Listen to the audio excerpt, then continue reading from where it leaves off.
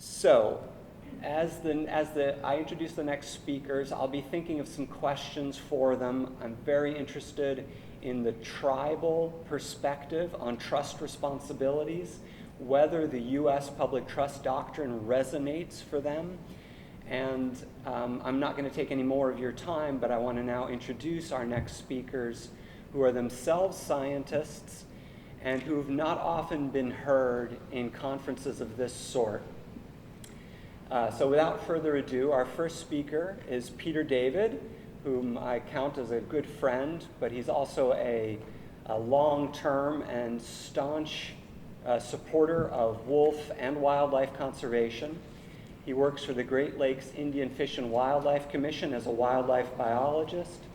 And for the last 16 years that I've been involved in the wolf policy debate here in Wisconsin, Peter David has served as providing a consistent message and some effort at interpretation between the different sovereign nations that share this land. Peter, please join us.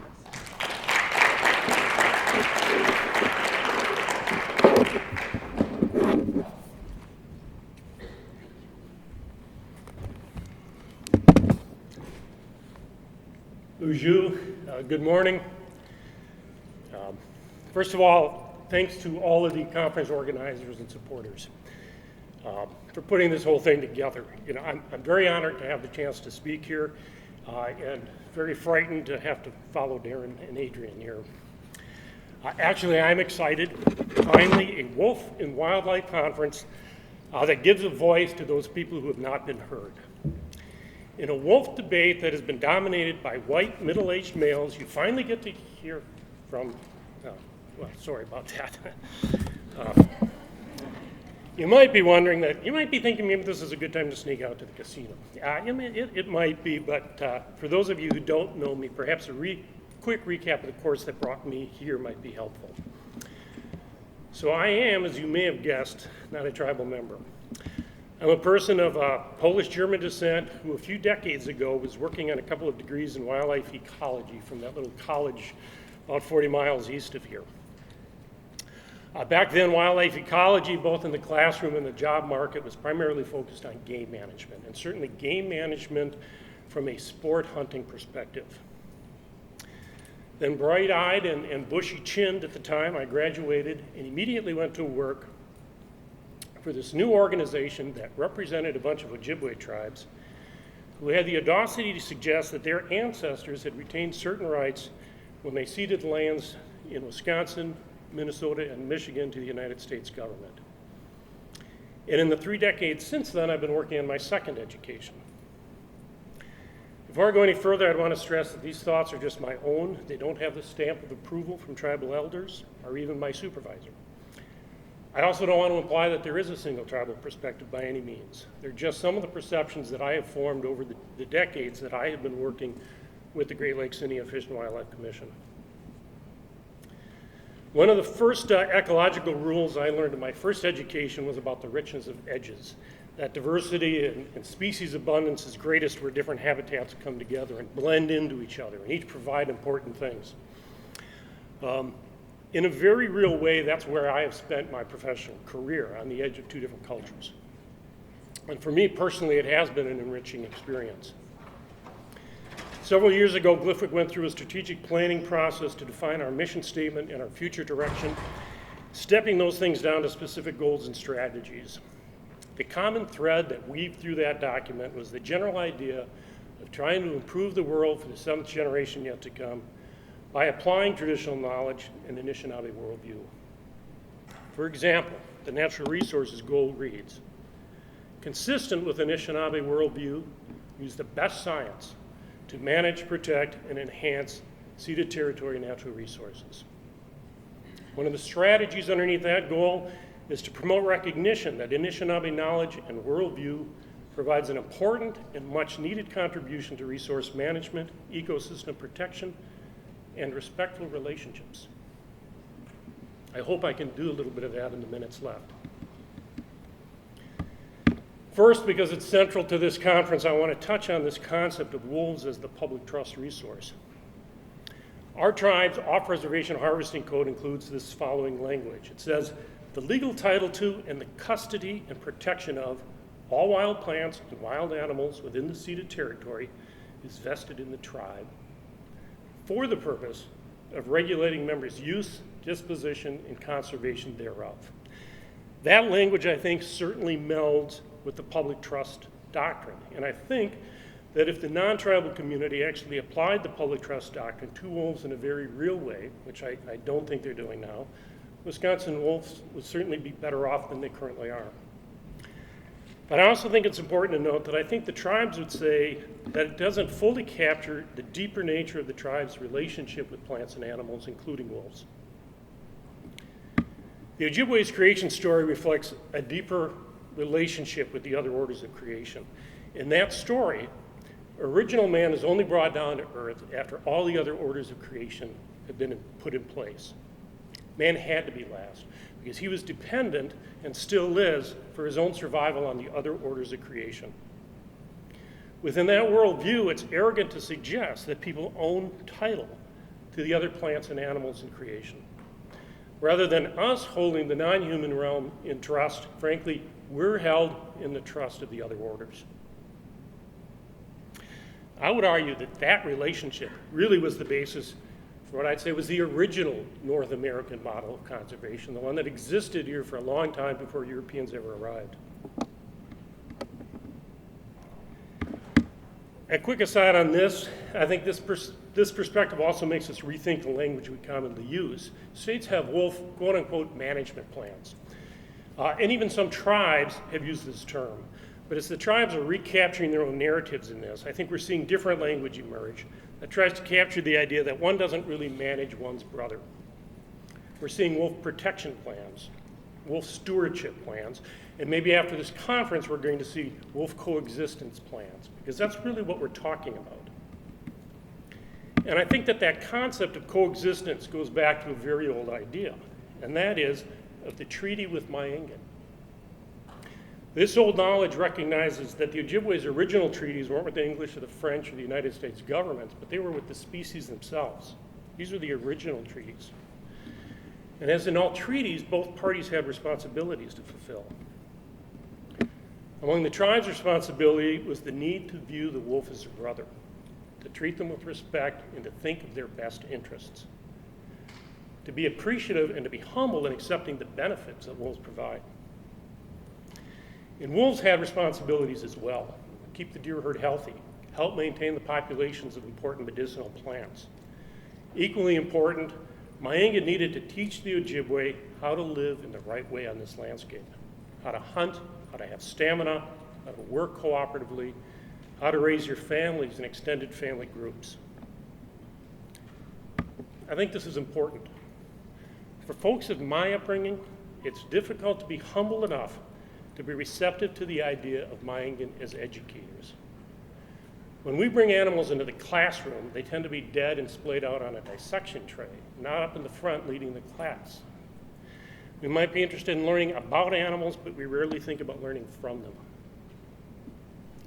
What are some of the things we can learn from Mayengan? I think one important message is the one that clearly has been heard by the organizers of this conference, and that is to give status and voice to all the members of the community, minorities, youth, women. It has long struck me how so many of the most ardent and knowledgeable wolf advocates at every level, it seems, are women. And yet women, like Native voices, have largely been excluded from this narrative of the state-endorsed relationship between people and wolves. An article that was recently forwarded to me by Nancy Warren, a woman,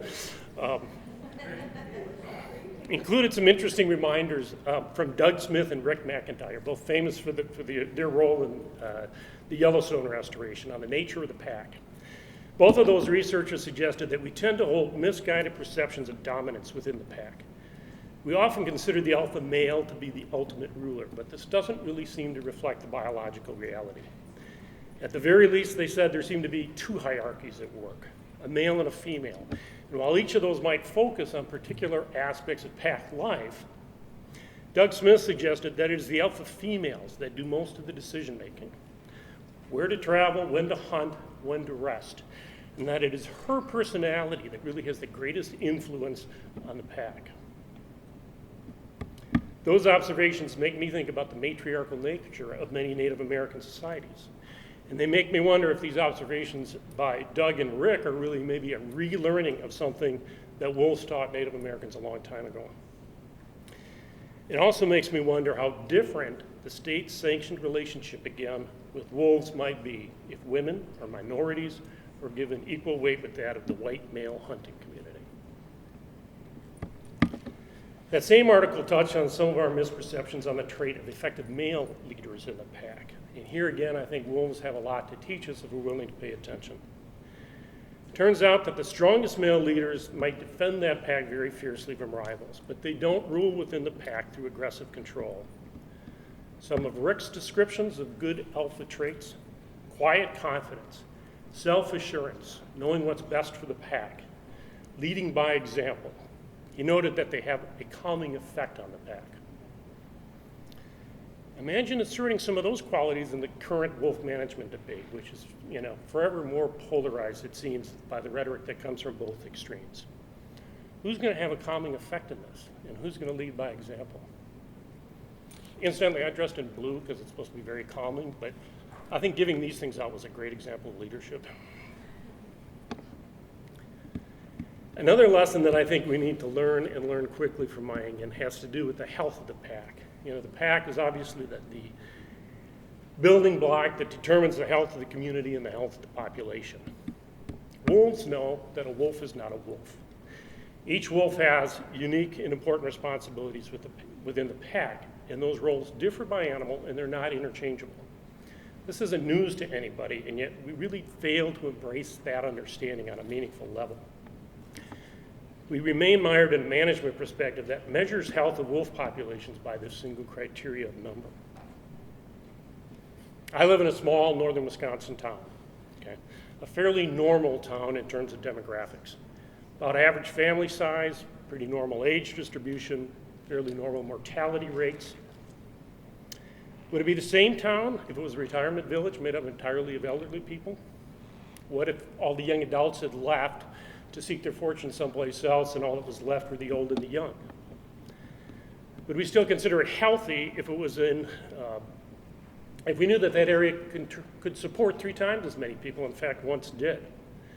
Or if the mortality rates were far above the national average and life expectancy was short, but a high teenage pregnancy rate was producing enough babies to keep the population viable? Of course not.